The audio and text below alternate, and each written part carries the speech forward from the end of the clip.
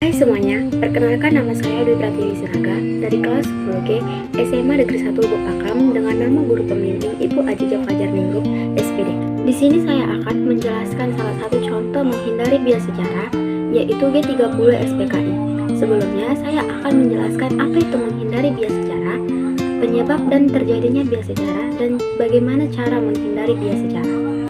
Menghindari bias sejarah. Apa itu bias sejarah? Bias sejarah adalah adanya bias dalam merekonstruksi peristiwa sejarah hingga menghasilkan penuturan yang dianggap tidak jujur atau penuturan yang memihak. Bagaimana bisa terjadi atau apa penyebab bias sejarah? Bias sejarah dapat terjadi karena penjelasan yang dikatakan pengamat belum tentu identik dengan peristiwa aslinya. Bagaimana cara menghindari bias sejarah tersebut?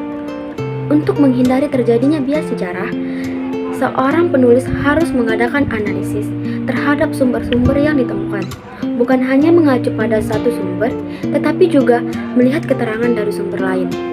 Menghindari bias sejarah berkaitan dengan kontroversi.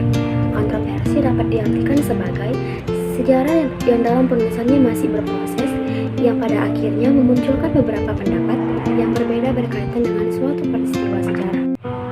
Sekarang, saya akan menjelaskan salah satu contoh menghindari bias sejarah, yaitu G30 SPKI.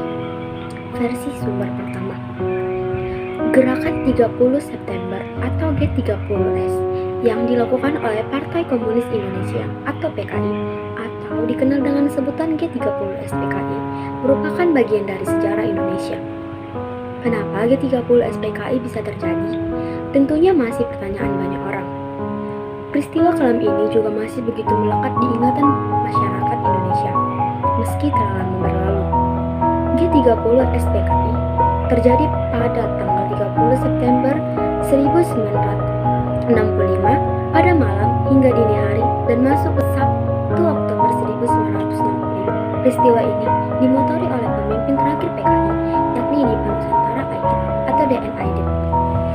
Keenam perwira tinggi yang menjadi korban G30 SPKI antara lain Letnan Jenderal Anumerta Ahmad Yani, Mayor Jenderal Raden Suprapto, Mayor Jenderal Mas Tirtodormo Haryono, Mayor Jenderal Siswanto Parman, Brigadir Jenderal Donald Ishak Panjaitan, Brigadir Jenderal Sutoyo Suswomiharjo. Latar belakang G30 SPKI dilatar belakangi oleh dominasi ideologi nasionalisme, agama, dan komunisme atau Nasakom yang berlangsung sejak era demokrasi terpimpin diterapkan, yakni tahun 1959 sampai 1965 di bawah kekuasaan Presiden Soekarno.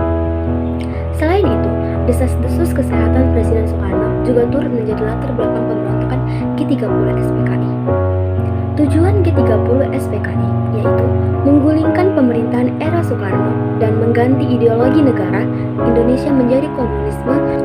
Beberapa tujuan G30 SPKI yaitu: yang pertama, menghancurkan Negara Kesatuan Republik Indonesia atau NKRI dan menjadikannya sebagai negara komunis.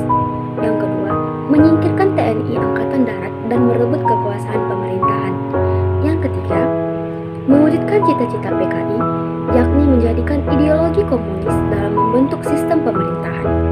Versi sumber kedua menghindari bias sejarah G30 SPKI. Alasan menjadi kontroversi. Peristiwa G30S atau PKI 1965 hingga saat ini masih menjadi misteri dan kontroversi. Anak bangsa kesulitan mendapat penjelasan objektif. Serangkaian pertanyaan masih mengusik. Apakah PKI memang hendak melakukan kudeta? Adakah keterkaitan isu Dewan Jenderal dengan tindakan pasukan Cakra di rawa menculik 7 jenderal? Apakah peristiwa itu bias disangka karena tak luput dari pertarungan ideologi antara kapitalisme, liberalisme, dan sosialisme dan komunisme? Sebab sejarah adalah sesuatu yang dinyatakan secara tegas sebagai what's really happening. Apa yang sesungguhnya terjadi, bukan apa yang sesungguhnya tak terjadi, atau rekayasa yang mengada-ngada dalam sebuah kisah yang ditularkan secara estafet seiring bergulirnya waktu. Alasan kontroversi G30 SPKI adalah banyaknya pertanyaan-pertanyaan, contohnya seperti apakah PKI dari hasil pemilu 1955 yang menempati urutan keempat di bawah Partai NU memang hendak melakukan kudeta terhadap pemerintahan Republik Indonesia yang sah dalam tampuk kepemimpinan Presiden Soekarno pada 1965? Adakah terkaitan tentang isu Dewan Jenderal dengan tindakan pasukan Cakrawirawa yang ditengarai telah disusupi ideologi kepartaian PKI, sehingga harus menculik dan membunuh 7 jenderal dalam peristiwa G30 SPKI dimaksud? Adakah barisan terhadap meletus tragedi G30 SPKI terkait dengan polarisasi situasi politik dunia yang diwarnai pertarungan ideologi blok kapitalisme, liberalisme atau Amerika Serikat versus blok sosialisme, komunisme atau Uni Soviet RRC dalam perebutan pengaruh hegemoni di panggung politik dunia internasional? Tiga hal itulah mari dicermati secara seksama demi ketersibatnya tabir misteri kontroversi sejarah yang tertutup oleh nuansa kepentingan politis dan terjebak oleh kubangan sistem kekuasaan.